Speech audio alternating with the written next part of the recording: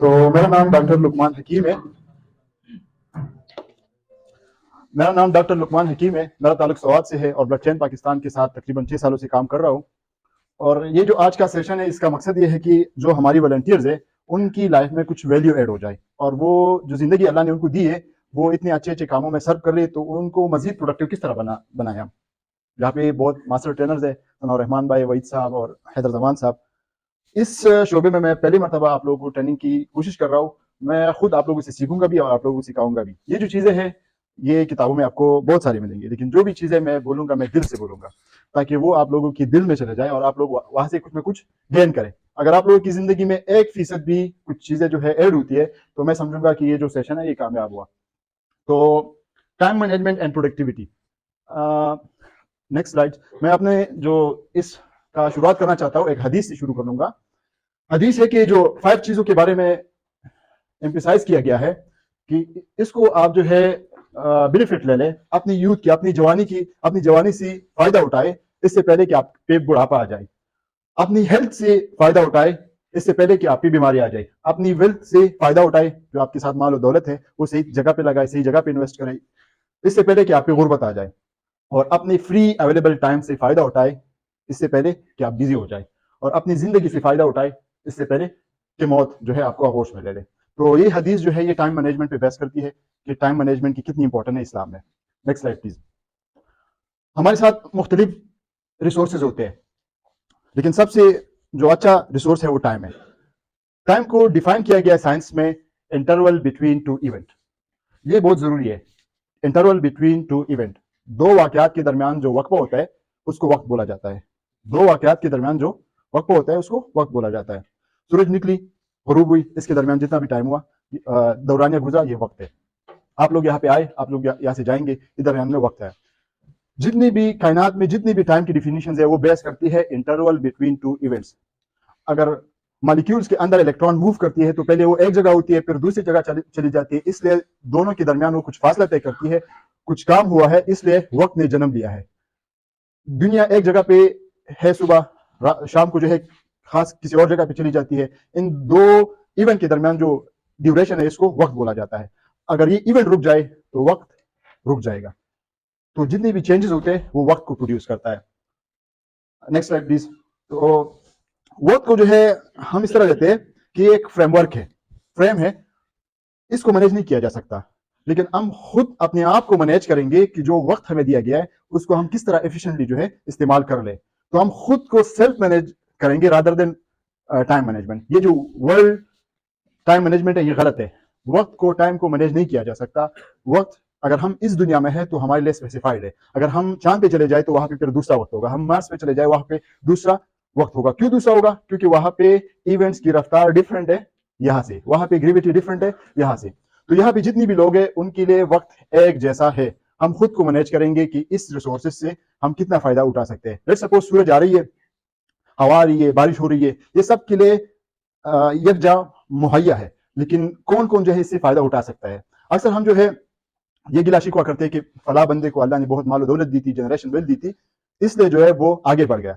लेकिन वक्त एक ऐसा चीज है जो कि बिल गेट्स के पास और मार्क जुकरबर्ग के साथ और आपके पास सब लोगों के साथ यकजा मुहैया है। आप किस तरीके से इसको यूटिलाइज करते हो उससे जो है आपकी आउटकम निकलती है। Next slide please. तो हमने खुद को मैनेज करना होगा ताकि हम अपनी प्रोडक्टिविटी को बढ़ा सके और ये जो हमारी 7 साल की जिंदगी है उसमें जो है बहुत कुछ कर सके। अभी जो है सेविंग टाइम, अगर आप जितनी भी टाइम मैनेजमेंट पे बुक्स पढ़ते हो, सेमिनार अटेंड करते हो, पियानो होता है, इस तरह ये एक एप्लीकेशन है, अगर आप लोग ये अपने मोबाइल में रखेंगे तो इससे होगा ये कि जिस टाइम आपने किस खास मकसद के लिए लोकेट किया हुआ तो उस टाइम से आप बाकी चीजों को ब्लॉक करें, बाकी इंटरनेट आपके लिए अवेलेबल होगा, आप गूगल बाकी चीजें इस्तेमाल कर सकेंगे। इसके साथ साथ एयर प्लग्स, एयरबड्स, ये दो एक चीजें ऐसी चीजें हैं। एयर प्लग्स लोग कानों में रखते हैं ताकि इर्द गिर्द के जो शोर है उससे बच जाए। यहाँ पे लोग इस्तेमाल नहीं करते, लेकिन बाहर की दुनिया में बहुत उसका इस्तेमाल होता है। वो आपको बिल्कुल बाहर की दुनिया से डिस्कनेक्ट करता है और आप फोकस हो जाते हो। एयरबड्स इस्तेमाल कर सकते हो। जो पाकिस्तानी न्यूज है इसको आप लोग अवॉइड करें, इससे कुछ भी फायदा नहीं हो रहा इस लेवल पे। आगे जाकर शायद फायदा हो, लेकिन अभी जो हमें दिखा रहे हैं वो सिर्फ और सिर्फ हमारी ब्रेन के साथ, माइंड के साथ खेल रहे हैं। तो जितना आप उसको सुनेंगे आपको मजीद तशवीश आएगी कि मुल्क का क्या होगा, आगे क्या होगा, पीछे क्या हो रहा है, तो उससे आपकी जो है डिस्ट्रैक्शन मजीद बढ़ेगी। तो न्यूज़ जो है आपको किल कर रहा है, इसको जो है ज़रूर अवॉइड करें। लेकिन सबसे बड़ी जो डिस्ट्रैक्शन है वो थिंकिंग है, क्योंकि हाँ, थिंकिंग पहले थिंकिंग होती है, फिर ओवर थिंकिंग में जाती है, और वहाँ पे हम काम भी बैठे होते हैं, हमें पता नहीं होता कि हम किधर से किधर पहुंचे। तो आप लोगों ने ये सीखना है, इसके लिए अलग अलग वर्कशॉप करते हैं कि how to manage your thoughts. उसके लिए सबसे पहले आप लोगों ने इसको अंडरस्टैंड करना है कि थॉट्स है क्या, कहाँ से प्रोड्यूस होते हैं। थॉट्स जो है, जो मेडिकली बोल रहा हूँ मैं, वो आपकी 5 सेंसेस और मेमोरी से प्रोड्यूस होते हैं। अगर आप इस 5 सेंसेस और अपनी मेमोरी को सही बनाएंगे तो आप बहुत सारी थॉट्स से जो है आहिस्ता आहिस्ता उससे जो है आप छुटकारा हासिल कर सकते हो। उसकी डिटेल वो है, लेकिन एक ये भी है कि किसी भी टाइम अगर आप थॉट में चले जाते हो तो आप खुद से एकदम अपनी माइंड को ये हुक्म दे सकते हो, ऑर्डर दे सकते हो कि स्टॉप। आप जब स्टॉप बोलेंगे तो ये रुक जाएगा। बार बार आप स्टॉप बोलेंगे तो ये आहिस्ता आहिस्ता आपकी कंट्रोल में आएगा, और ऐसा टाइम भी आ जाता है कि आपका माइंड जो है आपकी कॉन्शियसनेस के जो है कंट्रोल में आ जाता है। तो इस पे बहुत सारी डिटेल कंटेंट अवेलेबल है कि अपने थॉट्स को आपने किस तरह मैनेज करना है। एक प्रोसेस ये भी है कि अगर आपकी ओवर थिंकिंग शुरू हो जाती है तो उसको आप एक्सप्रेस करो। एक्सप्रेस करने के लिए आपके साथ मुख्तलिफ टेक्निक्स है। उसको लिख दो, वॉइस नोट्स में आप अपने आप को भेज दो, किसी के साथ शेयर करो, क्योंकि जब तक वो शेयर नहीं होती वो जो है मुसलसल और क्रिएट करती है और सर्किट इस तरह बने होते हैं। तो जब आप उसको शेयर करते हो अपने साथ किसी और के साथ तो एक्सप्रेस हो जाती है और वो अपनी वैल्यू खो देती है, वो जो आपका फेयर होता है वो खत्म हो जाता है। और एक टेक्निक ये भी है कि आप एक खाली कागज दे लें और उसके दरमियान जो है एक डॉट करें और उसको जैसे 30 सेकंड के लिए देख ले, तो आपका जो माइंड है उसकी जितनी भी फ्रिक्वेंसीज होते हैं आहिस्ता आहिस्ता कम हो जाते हैं और आपकी जो थॉट्स है वो रुक जाते हैं। लेट्स सपोज ये अभी करते हैं आप, यहाँ पे एक बैकग्राउंड में एक साउंड चल रहा होता है, उसको साउंड ऑफ साइलेंस बोलते हैं। साउंड ऑफ साइलेंस साइकोलॉजी की टॉपिक है, मुझे इस पर बात नहीं करनी चाहिए, लेकिन इसको यहाँ पे 30 सेकंड के लिए जो है अप्लाई करते हैं। मैं कहूँगा कि स्टॉप, और आप लोगों ने बिल्कुल जो अपने थॉट से जो है छुटकारा हासिल करने की कोशिश करनी है। 1 2 3 स्टॉप।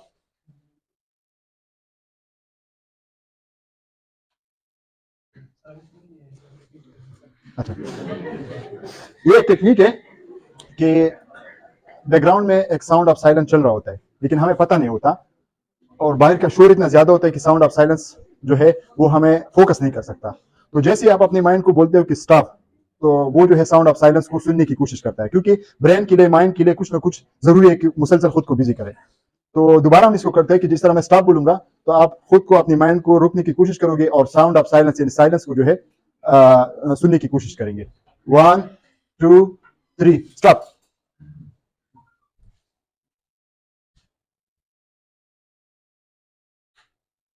गुड।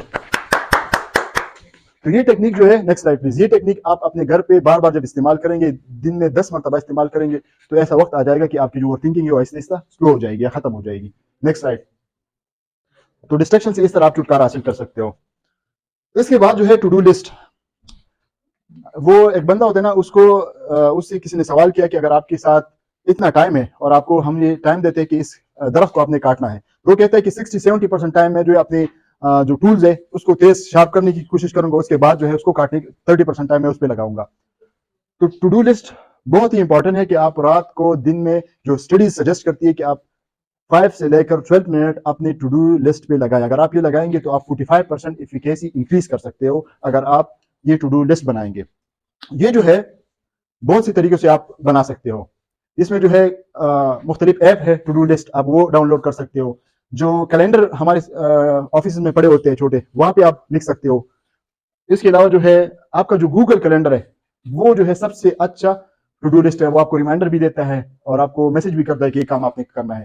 तो इस चीजों का जो है हमने फायदा उठाना है, और टू डू लिस्ट आज से हमने शुरू करने हैं। कल के टास्क हम अपने साथ लेके, कल के परसों के जितने भी आगे आपके टास्क है वो अपने गूगल कैलेंडर पे, आप गूगल में एप्लीकेशन निकालेंगे गूगल कैलेंडर, आगे जाकर हमें, मैं आपको दिखाता हूँ, तो वो आपने करनी है। इसके अलावा आप डायरी इस्तेमाल कर सकते हो, जो छोटे छोटे स्टिकर्स है वो टू डू लिस्ट के लिए इस्तेमाल कर सकते हो। ये वो सारे टेक्निक्स है कि इस पे बहुत सारा वर्क हुआ है। लेकिन एक मरतबा आपने जो है टू डू लिस्ट बना दिया, कल के दिन के लिए आपने 6 टास्क लिख दिए, तो कानून ये है कि ईट द फ्रॉग फर्स्ट, कि सबसे जो मुश्किल काम है वो सबसे पहले आपको करना चाहिए। क्यों? क्योंकि साइकोलॉजी ये कहती है कि अगर आपके साथ 6 टास्क है और आप छोटे छोटे टास्क कर लेते हो, मुकम्मल कर लेते हो, तो आपको ये फीलिंग आती है कि मैंने बहुत सारा काम कर लिया, लेकिन फिर जो है आखिर में आप एग्जॉशन में चले जाते हो और वो इंपॉर्टेंट टास्क जो है वो रह जाता है। तो ये एक किताब है, ईट द फ्रॉग फर्स्ट, पूरी बुक है, आप इसको पढ़ सकते हो कि उसमें कौन सी टेक्निक उन्होंने लिखे कि जो मुश्किल टास्क है उसको आप किस तरह पहले कर सकते हो। Next slide please.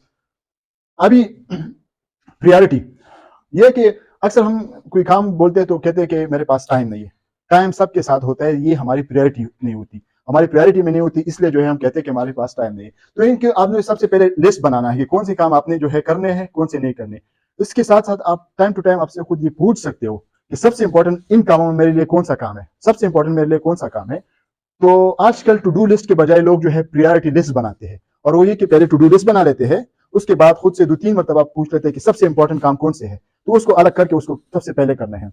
इसके अलावा एक टेबल बहुत मशहूर है, 2x2 मैट्रिक्स इसको बोलते हैं। एक साइड पे जो है आप अर्जेंसी लिख देते हो और दूसरे पे जो है आप इंपॉर्टेंट लिख देते हो, तो आपको सारे काम डिवाइड कर लेते हो, कौन से अर्जेंट है और इंपॉर्टेंट है, कौन से इंपॉर्टेंट है लेकिन अर्जेंट नहीं है, कौन से जो है अर्जेंट नहीं है लेकिन इंपॉर्टेंट है, वो आपके साथ आ जाते हैं। तो पहले वाले जो टेबल होते हैं वो आपको टॉप प्रायोरिटी पे मिल जाती है, किस तरह आपने ये काम जो है करने हैं, आप इजीली गूगल से डाउनलोड कर सकते हो। तो आजकल टू डू लिस्ट के बजाय लोग प्रायोरिटी लिस्ट बनाते हैं, ये आप लोग जरूर अप्लाई कर ले। Next slide please. बहुत सारे लोग जो है स्केड्यूल्स, अपनी लाइफ को स्केड्यूल नहीं करते। जिस तरह आपने कल का दिन जो है स्केड्यूल करना है टू डू लिस्ट से, आप अपनी पूरी वीक को, पूरी मंथ को, पूरी ईयर को जो है आप बैठकर किसी भी दिन, खासकर जो आपकी वीकेंड होते हैं वहां पे बैठकर आप इसको प्लान कर सकते हो। और इसके मुख्तलिफ तरीके होते हैं। सबसे अच्छा आसान तरीका यह है कि आप गूगल कैलेंडर इस्तेमाल करें, उसमें आपको बहुत सारे ऑप्शंस अवेलेबल है कि ब्लॉग बनाते हो कि फरवरी में जो है मैंने ये काम करना है, इस टाइम से ये, इस टाइम से कलर उसको दे सकते हो, सारी चीजें कर सकते हो। फिर जो है मार्च में ये करना है, फिर जो है अप्रैल में ये करने हैं, और ईयर की गोल्स आप साथ में लिख देते हो कि 3 बड़े गोल जो है मैंने अचीव करने हैं, इस मंथ तक ये टास्क जो है कंप्लीट होने चाहिए। इसके लिए जो है मेरे घर में एक छोटा सा व्हाइट बोर्ड है, उस पर मैं लिखता रहता हूँ, छोटा सा कैलेंडर है उस पर मैं मार्किंग करता रहता हूँ, एक ग्लास है उस पर जो रिमूवेबल मार्कर है उसका मैं इस्तेमाल करता रहता हूँ। तो इससे आपकी इफिकेसी और आपकी जो है प्रोडक्टिविटी बढ़ती रहती है। लेकिन स्केड्यूल करना सीख ले, ये भी एक स्किल है कि आप सीख ले, यूट्यूब कर ले कि how to schedule my day, how to schedule my week, my month and my year. तो ये जरूर आप लोग कर ले। Next slide please. ये एक कस्टमाइज पेपर है, आप खुद इस तरह कर सकते हो कि एक्ट ये पूरी वीक के लिए भी है लेकिन इसमें दिन का भी आ जाता है। यहाँ से लेकर यहाँ पे आप हावरली डिवाइड करते हो, 1 बजा, 2 बजा, 3 बजे, 4 बजे, 5 इस तरह, और यहाँ पे मंडे, ट्यूसडे, वेंसडे। तो आपने जो जो काम जिस घंटे पे करने हैं आप उसको लिख कर उसको हाईलाइट कर सकते हो। उससे क्या होगा कि आपको पूरी वीक का पता लग जाए कि मंडे पे मैंने क्या कौन कौन से काम करने हैं। ये जो मल्टी बिजनेस माइंडेड लोग होते हैं वो क्या करते हैं, उन्होंने इवन डेज को डिवाइड किया होता है कि मंडे को जो है मैंने सिर्फ स्टडीज पे फोकस करनी है, ट्यूसडे को जो है मैंने उस बिजनेस को टाइम देना है, और फिर वेंसडे को जो है फला बिजनेस को मैंने टाइम दिया। तो उन्होंने पहले से ब्लॉक बनाए होते हैं, इसलिए उनकी प्रोडक्टिविटी बढ़ती है। हम ये सोच रहे होते हैं कि ये एक ही बंदा इतना काम किस तरह कर रहा है, तो असल में वो ये टेक्निक इस्तेमाल करता रहता है। इसको आप मजीद कस्टमाइज कर सकते हो टास्क के हवाले से भी कि आप 20 टास्क लिखते, मैंने नमाज पढ़नी है, कुरान की तिलावत करनी है, एक्सरसाइज करनी है, बुक्स पढ़नी है, और फिर देखो कि आप वो कर रहे हो कि नहीं, इसको टिक मार्क किया करें। Next slide please. तो इसको आप मुख्तलिफ तरीकों से बना सकते हो।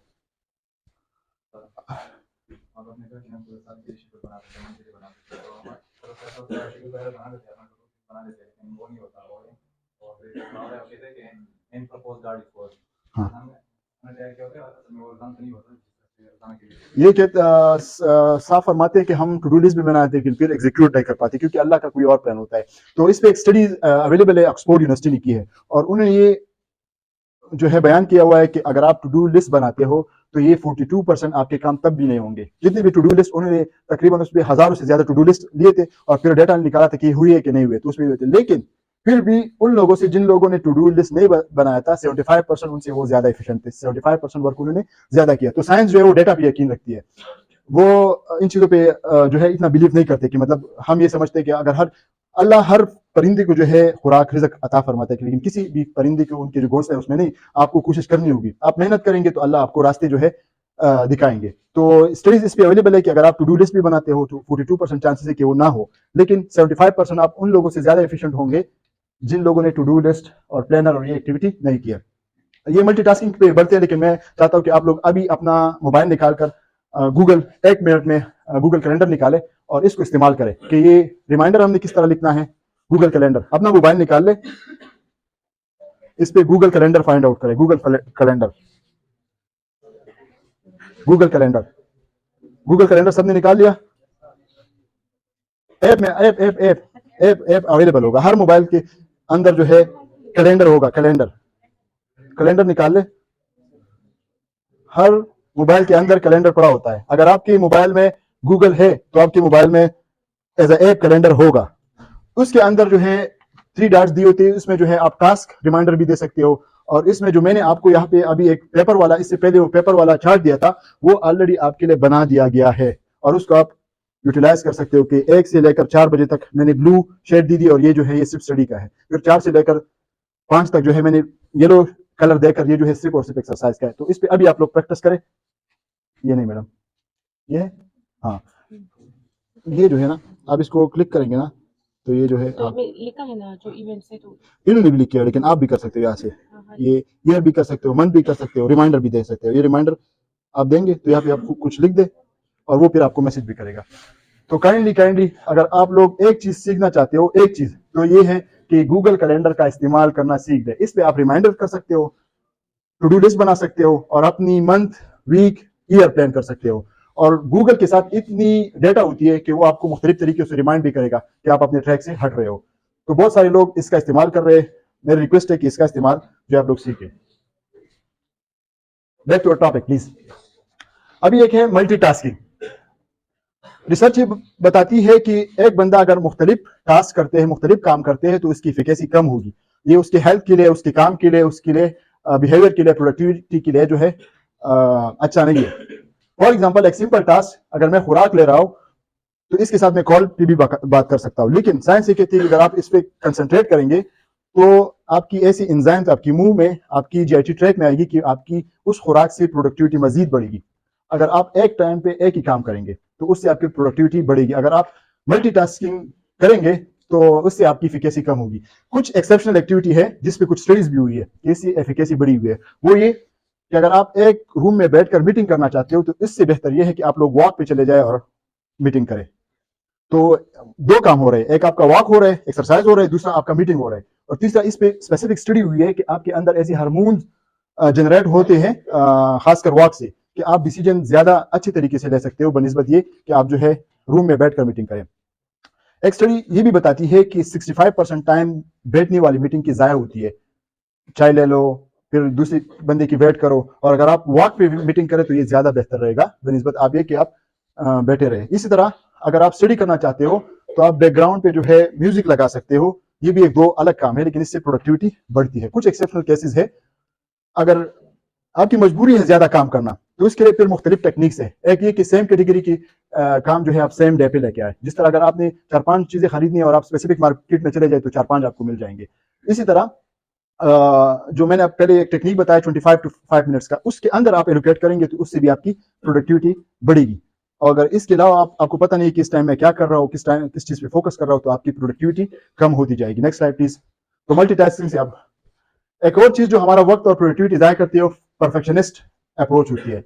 हर बंदा ये सोच करता है कि एक परफेक्ट मौका आएगा तब मैं ये काम करूंगा, लेकिन वो मौका कभी भी नहीं आता, क्योंकि कोई भी बंदा परफेक्ट नहीं होता, ना कोई भी सिचुएशन। आपने जो आपकी सिचुएशन है उसमें आपने मैक्सिमम आउटपुट जो है देना है, और ये सिंपल रूल है। ये ज्यादातर इंट्रोवर्ट के साथ मसला होता है, क्योंकि वो ये सोचते हैं कि अगर मैं ये काम करूँ ये परफेक्ट नहीं होगा तो लोग क्या कहेंगे। इस डर से वो बहुत सारे काम जो है छोड़ देते हैं। लेकिन रूल ये है कि आप अपनी फेयर को फेस कर सकते हो अगर आप इसके खिलाफ स्टेप लेते हैं कि सारे लोगों से गलती हो सकती है, मुझसे भी हो सकती है। जब गलती होगी तो उससे के बाद जो है मैं इंप्रूव करूंगा, तो उससे आपकी प्रोडक्टिविटी बेहतर होगी। Next slide please.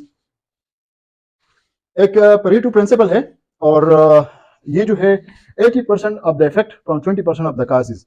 ये बहुत सारी चीजों पे अप्लाई होती है कि आपकी जितनी भी बिजनेसेस होती है या आपकी स्टडीज होती है, आपकी 20% जो इनपुट होता है वो रिस्पॉन्सिबल होता है आपकी 80% आउटपुट के लिए। तो इस तरह अगर आपका टाइम जाया हो रहा है तो आप उसको लिस्ट करो कि कौन कौन सी चीजों में आपका जो है टाइम जाया हो रहा है, तो भी उसमें सिर्फ 20% ऐसी चीजें होगी जो कि आपकी 80% टाइम जो है वो जाया कर रही होगी। इसी तरह अगर आप जो है प्रोडक्टिव हो बहुत ज्यादा, तो आप अपनी चीजों को इन्वेस्ट करो तो उसमें 20% ऐसी चीजें होगी, ऐसे हैबिट्स होंगे जो कि आपकी प्रोडक्टिविटी को 80% बढ़ा रही होगी। तो ये भी प्रोडक्टिविटी का एक टेक्निक है, मैं डेप्थ में नहीं जाऊंगा, लेकिन बिजनेस में भी इस तरह इस्तेमाल होता है कि जो एक बिजनेस होती है, कंपनी होती है, उसके 20% ऐसे प्रोडक्ट होते हैं जो कि उनको 80% प्रॉफिट या सेल दे रहा होता है, या 20% ऐसे कस्टमर होते हैं जो कि उनको 80% सेल दे रहा होता है। ये हर जगह पे अप्लाई होते हैं, आप लोग इर्द गिर्द ये अप्लाई कर सकते हो। Next next slide. ये मेरा लास्ट स्लाइड है कि आप जो है खुद को अपडेट करेंगे तो आपकी प्रोडक्टिविटी बढ़ेगी। इसमें यह है कि आप skills driving, typing, communication, reading, ये तमाम की तमाम स्किल्स है, आप इसको इंप्रूव कर सकते हो। हर महीने एक स्किल को टारगेट करें कि इस महीने मैंने जो है अपनी टाइपिंग स्पीड को इंक्रीज करनी है, इस महीने मैंने ड्राइविंग को सीखना है, इस महीने जो है मैंने कम्युनिकेशन सीखनी है। तो इससे आहिस्ता आहिस्ता जो है वो हमें अपडेट होंगे। दूसरा यह है कि टेक्नोलॉजी और गैजेट्स पे आप जो है इन्वेस्ट करें। हर वो चीज़ जो आपकी प्रोडक्टिविटी को इंक्रीज करे, चाहे वो एयरबड्स हो, चाहे वो अच्छे मोबाइल्स हो, चाहे स्टैंड है, चाहे लाइट्स हो, उस पर आप इन्वेस्ट करें, आपकी उससे जो है वो मजीद ज्यादा होगी। आपके घर में, आपके रूम में एक प्रोडक्टिविटी कॉर्नर होना चाहिए कि वहां पे आपकी तमाम की तमाम चीजें अवेलेबल हो, वहां पे पानी भी हो, लाइट भी हो, पेन, पेंसिल, बोर्ड, ये सारी चीजें अवेलेबल हो, ताकि आपको आपकी प्रोडक्टिविटी जो है मजीद बढ़ जाए। और जितनी भी आपकी प्रोसेस है, चाहे हम ये ऑर्गेनाइजेशन चला रहे हैं, तो इसमें जितनी भी प्रोसेस है कोशिश करें कि ये ऑटोमेट हो, ये ऑटोमेट हो। और सबसे बढ़कर आज जो है वो चैट जीपीटी और जेमिनाई, ये खासकर जेमिनाई का अगर आप लोग इस्तेमाल करते हो, गूगल पे सर्च करें जेमिनाई, तो आप लोग को पता लग जाएगा ये एक ऐसी टूल आई है। इससे पहले चैट जीपीटी थी जिसके साथ 2021 तक डेटा थी, लेकिन ये जो है आपको लाइव तमाम के तमाम डेटा दे रहा है। आप उनको बोलो कि मेरे लिए एक पिक्चर बनाओ, मेरे लिए पोस्टर बनाओ, ये आपको बना के दे देगी। उनको बोलो कि मेरे लिए इस तरह वीडियो बनाओ, ये बना के दे देगी।